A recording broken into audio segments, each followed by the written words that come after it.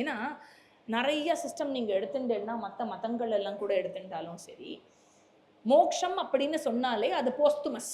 It is a reward that is given posthumous. முதல்ல செத்து போனோம், அப்புறம் வேற ஒரு லோகத்துக்கு போய் நீங்கள் மோட்சத்தை அடைவீர்கள் இல்லையா. ரமண மகரிஷி சொல்கிறார் ஈஹ அப்படிங்கிறார், இங்கேயே அடையப்படுகிறது. விந்ததி இஹ இல்லையா, இங்கேயே அடையப்படுகிறது. Therefore ananda is here and now. ஜீவன் முக்தி ரூபேன இந்த வாழ்க்கையிலேயே அடையப்படுகிறது.